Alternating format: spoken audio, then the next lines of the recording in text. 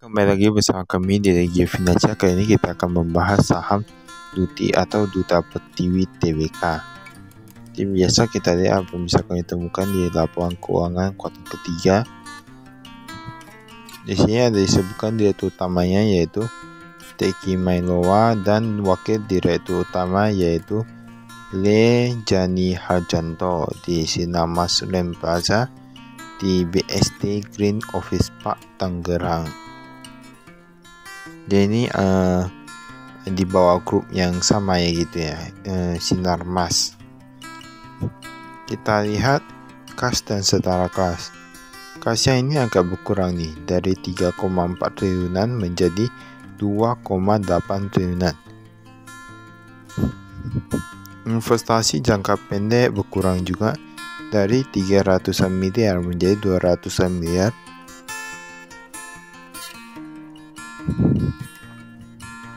Kalau kita lihat piutang usahanya, piutang usaha yang pihak ketiga,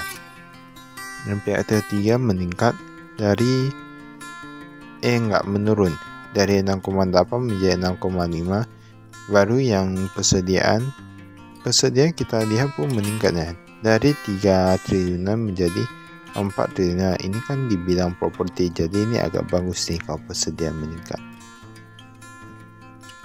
Aset tidak lancar menurun sedikit. Ini ada dikatakan investasi dalam saham. Berarti untuk yang Duti ini mereka ada investasi saham juga ya.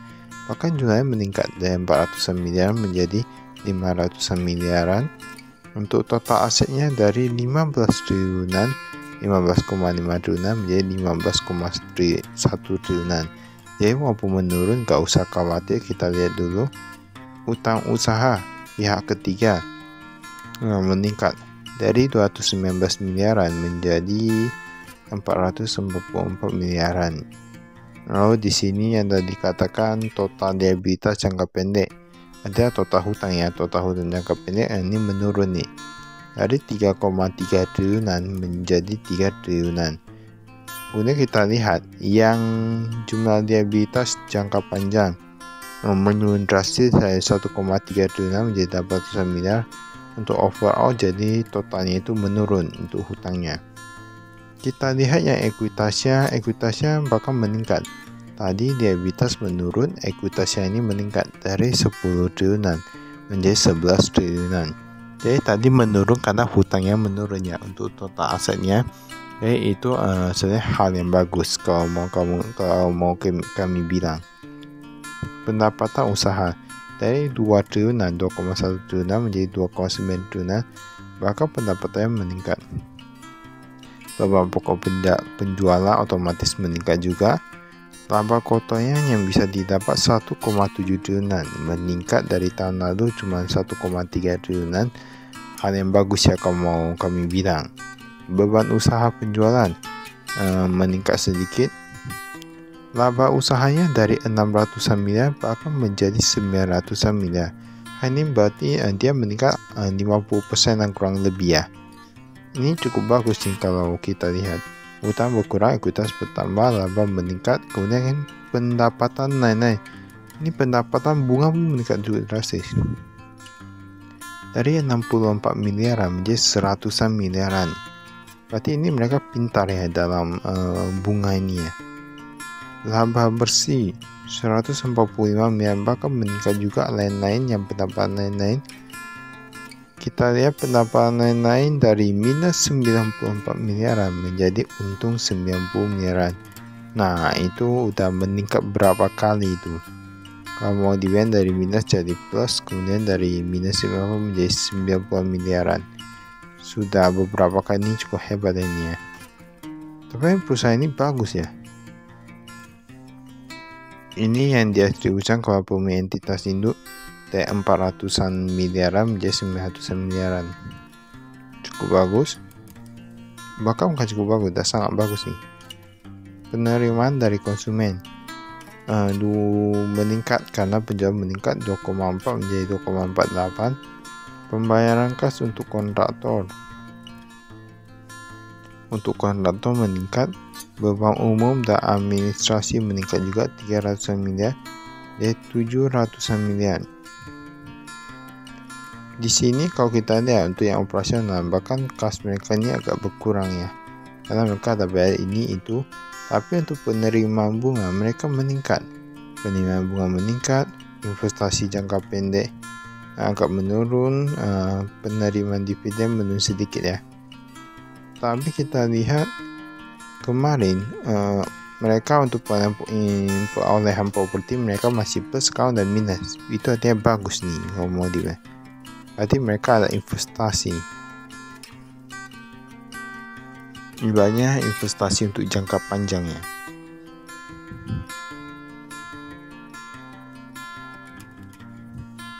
Nah, ini ada entitas anaknya. Ada Grand Wisata, masa proyeknya. Ada Southgate, Aerium, Kota Wisata, Mall, dan lain-lain. Jadi banyak ini asetnya.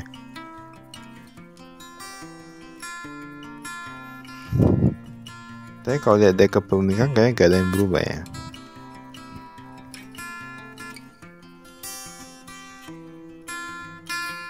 Nah, ini ada disebutkan komposisinya.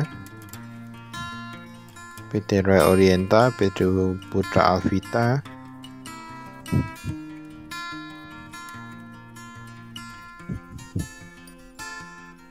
nah ini ada disebutkan untuk ekuitas liabilitas dari anak-anaknya, anak usahanya. Berarti itu lengkap rinci ya laporan keuangannya. Perusahaannya bagus. Biasa kalau perusahaan bagus itu mereka kasih nengok semua tuh.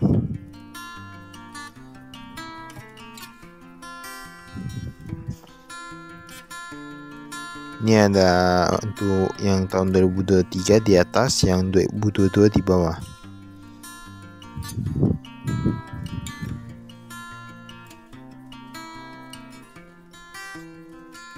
Ini sekarang untuk yang komisaris manajemennya. Komisaris utama ada Mutami Jaja, wakil komisaris utama ada Franciscus, ada Riwanda Mali, direktur yang terdiri Teki Mailoa, wakil direktur Jenny Hajanto, ada direktur dan komisaris independennya juga. Nah, jadi mungkin untuk Anda yang ingin bekerja seumur hidup ataupun ingin menjadi salah satu top management, bisa cari ini, bisa berusaha hingga tingkat komisaris. Hebat tuh ya.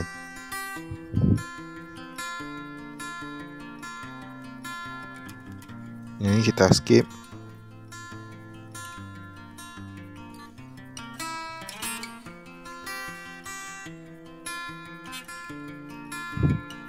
Tapi untuk overall ini untuk perusahaan properti bagus ya. Karena beberapa perusahaan properti banyak yang lagi rugi, tapi ini bisa untung. Kas dan serta kas dari 3 miliaran menjadi 3 miliar, hampir sama, enggak sedikit. Nah, ini pihak bereaksi Bank Sinama sama, mereka punya bank sendiri, pasti taruh di bank sendiri gitu ya. 3 miliaran, 3,5 miliaran menjadi 9,7 miliar, mereka uangnya taruh di sana. Nantinya meningkat drastis nih. Kita lihat, tapi untuk walaupun sebuah perusahaan punya bank sendiri, pasti mereka perlu bank lain juga ya, namanya kita sinergi gitu ya. Mereka paling banyak taruh di Bank Sentral Asia, tapi menurun nih 132 miliaran menjadi hanya 88 miliaran. Yang meningkat itu Bank Mandiri dan beberapa bank-bank lainnya gitu ya. Mereka taruh dolar juga, dolar taruh di BS, dan pihak ketiga di Maybank. Kalau di BS dia menurun, kalau di Maybank hampir sama. Kemudian ini yang rupiah deposito ini ya. Jumlahnya ini menurun, Tapi kita lihat, tadi deposito jumlahnya kayaknya tadi saham meningkat. Berarti mereka sudah lebih berani mengambil resiko dan percaya akan jangka panjang. Bagus nih perusahaannya.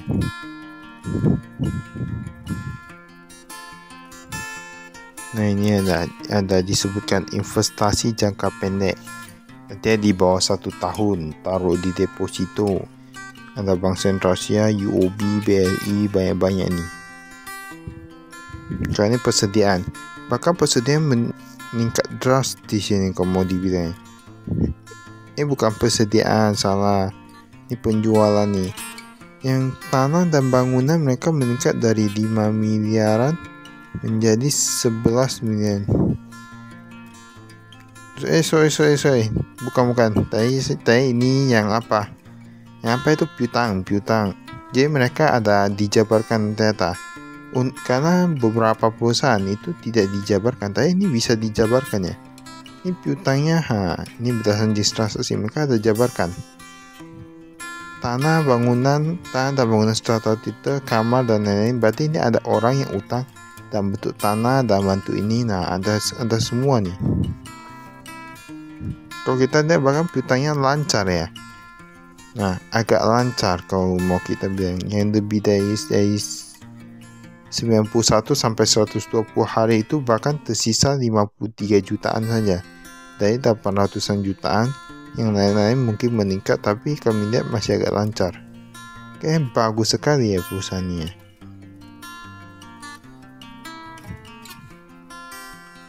1 sampai 30 hari 4 miliaran. Berarti sisanya jangan-jangan udah langsung dibayar atau gimana itu.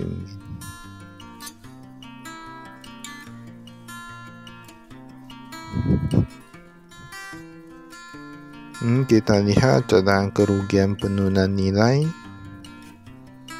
Ini ada juga perubahan. Ini bawah persediaan.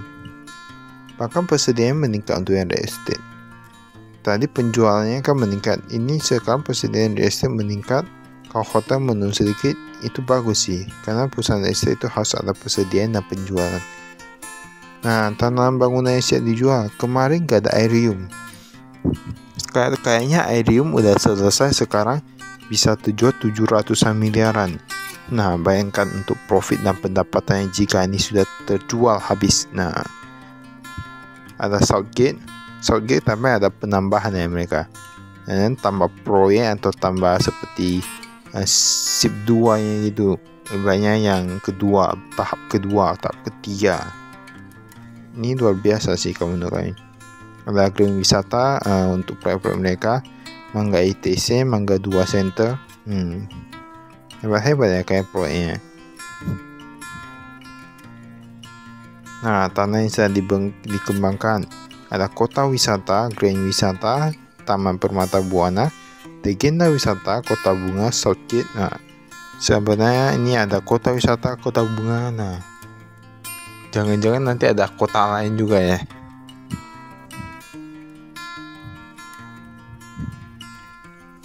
Ini ada sedang dikonstruksi berapa? Ini dari tahun 2023 hingga tahun 2022.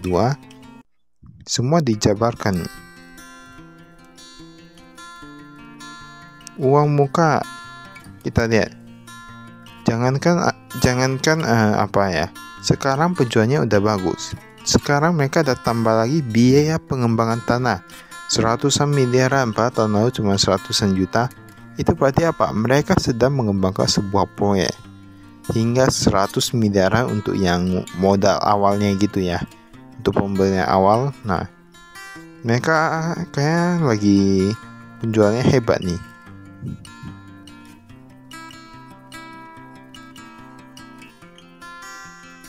Karena kalau perusahaan properti itu yang paling penting itu bukan real estate-nya, bukan hotelnya, bukan beberapa properti lainnya ataupun aset lainnya seperti golf, taman hiburan gitu-gitu, bukan.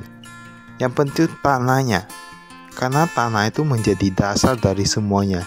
Jika mereka ada lahan ataupun tanah yang bisa dikembangkan, semuanya itu sudah bisa bersinergi. Yang penting itu tanahnya. Kalau persediaan tanahnya nggak naik-naik, ya udah lah, nggak tahu lah itu ya. Nah, ini sampai dan 1 bulan sampai 3 bulan, 6 bulan sampai 1 tahun. Ini tanpa ya kita skip ya.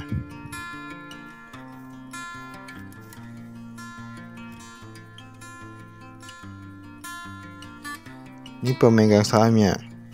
Jadi mereka dipegang hampir cukup besar. Untuk yang BST pegang saham ini, punya BST saham ini 90%. Bahkan jumlahnya meningkat dari tahun lalu mereka pegang cuma 88%. Sekarang menjadi 90%. Luar biasa ya. Bahkan pemiliknya pun mau terus tambah. Tapi masyarakat porsinya memang agak kecil, cuma dapat kalau lebih 9%. Kemarin masih ada belasan nih. Ini penjualannya. Penjualan tanah, rumah tinggal, dan ruko capai 1,6 triliunan dari 1,1 triliunan. Sangat bagus. Tanah tabungan strata itu langsung 700 miliar dan 400 miliar. Rata-rata meningkat nih. Untuk hotel di mana-mana meningkat nih. Ini beban pokok penjualan BPP-nya.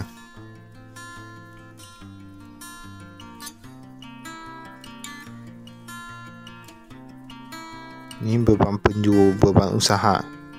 Tapi beban penjualan ini beban usaha. Ini gajinya pun menurun ya dua-duanya. Entah karena penurunan karyawan, karena proyeknya banyak sudah terjual atau gimana, gak tahu ya. Teknologi informasi mereka kasih ratusan juta. Ini beban umum dan administrasi. Imbalan kerja jangka panjang. Konsultan kayaknya diperlukan juga ya. Ini kita skip.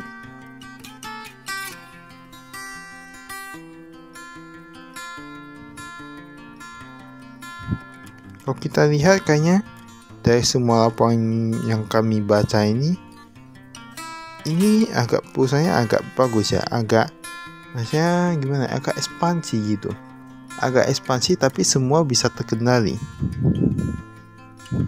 Pantas pemilik utamanya mau tambah saham terus ya.